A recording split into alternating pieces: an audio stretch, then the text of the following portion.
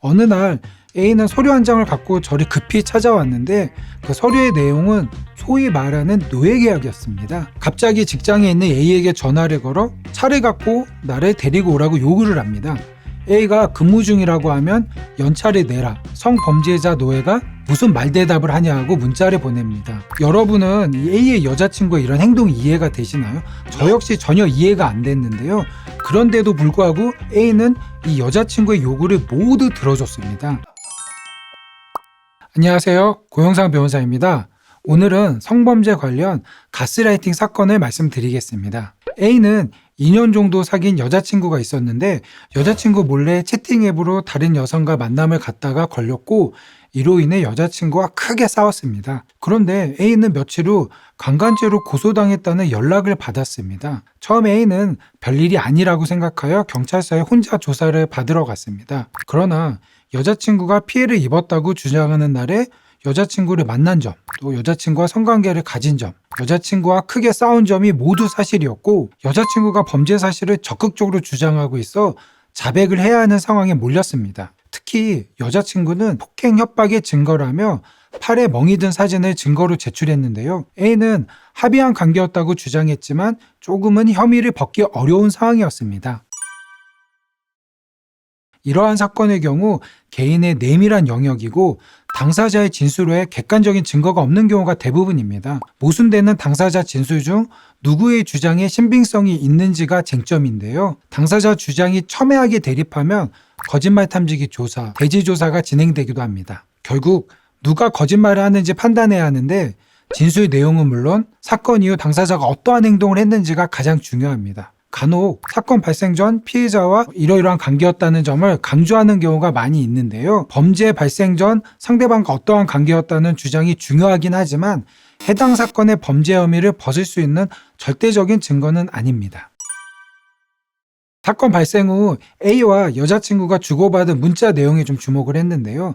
성범죄가 발생했다면 범죄 사실에 대하여 사과받기를 원해야 하는데 여자친구는 A가 다른 여성을 만난 사실에 대해서만 분노를 표출했습니다. 강간 피해를 입었다고 주장하면서 A에게 먼저 적극적으로 연락을 하고 A가 전화를 받지 않으면 욕설 등 문자를 보냈습니다. A에게 만나자고 요구를 했고요. 실제 A와 여자친구는 몇 번 만남을 가지기도 했습니다. A와 여러 차례 대화를 하고 관련 자료를 보면서 저는 좀 A가 무고를 당했다는 확신이 들었고 경찰에 거짓말 탐지기 조사 및 대지조사를 좀 강력히 요청했습니다. 대지조사는 사건 당일 무슨 일이 있었는지 알고 있는 유의한 당사자가 만나서 상반된 입장에서 조사를 받습니다. 자기만의 주장을 되풀이하는 것 아니냐고 생각할 수 있겠지만 좀 치열하게 조사를 받다 보면 누가 거짓말을 하는지 알 수 있습니다. 범죄 피해를 당했지만 명백한 증거가 없는 피해자 입장에서는 대질 조사를 받는 것이 훨씬 유리합니다. 그런데 이 사건에서는 상대방이 어떤 불분명한 이유를 들어서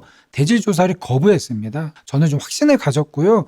A에게 무고죄 고소할 것을 제안했으나 A가 이를 거부했습니다. A는 이를 더 키우면 여자친구가 무슨 짓을 저지를지 두렵다고 하소연을 했고 저도 이를 더 이상 강요할 수는 없었습니다. 저도 처음에는 A가 왜 이렇게까지 여자친구를 두려워하나 생각을 했었는데 여자친구가 실제 A의 가족을 여러 번 찾아오고 협박을 했다는 사실을 알게 된 후 A의 심정을 좀 이해할 수 있었습니다. A는 좀 강도 높은 조사를 받았고 결국 무혐의 처분을 받았습니다. 여자친구가 제출한 멍든 사진은 성관계 이후 여자친구가 A를 때리는 과정에서 이를 방어하다가 생긴 것으로 인정을 받았습니다. 이러한 사건의 경우 피의자가 피해자에게 직접 연락을 하면 안 되는데요. 피해자가 먼저 연락을 하더라도 전화를 받지 말라고 저 역시 A에게 수십 번 당부를 했습니다. 그러나 A는 변호인인 저와 상의 없이 여자친구를 만났습니다. A는 여자친구를 달래서 여자친구가 고소 취하하도록 할 의도였습니다. 어느 날 A는 서류 한 장을 갖고 저를 급히 찾아왔는데 그 서류의 내용은 소위 말하는 노예계약이었습니다. 그 내용은 A는 여자친구의 말에 절대 복종해야 한다. 3년 후 여자친구가 원할 경우 A는 여자친구와 무조건 결혼을 해야 한다. 생일, 크리스마스 등 기념일에는 100만 원 이상의 선물을 사줘야 된다는 내용이었습니다. 30이 넘는 성인이 이러한 계약서를 작성했다는 점도 놀라웠지만 성범죄에 대해 용서를 받는 대가로 라는 문구는 정말 문제가 있었습니다. A는 고소를 당한 이후에도 여자친구와 관계를 좀 회복하고 싶은 마음이 있었는데 여자친구는 A의 이러한 심정을 좀 이용했던 것으로 보입니다. 예를 들어 갑자기 직장에 있는 A에게 전화를 걸어 차를 갖고 나를 데리고 오라고 요구를 합니다. A가 근무 중이라고 하면 연차를 내라. 성범죄자 노예가 무슨 말대답을 하냐고 문자를 보냅니다. 여러분은 이 A의 여자친구의 이런 행동이 이해가 되시나요? 저 역시 전혀 이해가 안 됐는데요. 그런데도 불구하고 A는 이 여자친구의 요구를 모두 들어줬습니다. 무혐의 처분을 받은 이후에도 여자친구의 계속적인 협박은 좀 이어졌습니다. A는 여자친구를 달래기도 하고 며칠간 또 전화를 안 받기도 했는데 여자친구가 A의 회사에 찾아왔고 A는 결국 112 신고를 하게 되었습니다. 이후 저와 통화를 한 A는 여자친구가 더 이상 연락을 하지 않는다고 했는데요. 일반적으로 남성이 여성을 상대로 가스라이팅을 하고 지속적으로 폭행, 감금을 한 경우는 여러 번 접했지만 그 반대의 경우는 처음이었던 사건이었습니다.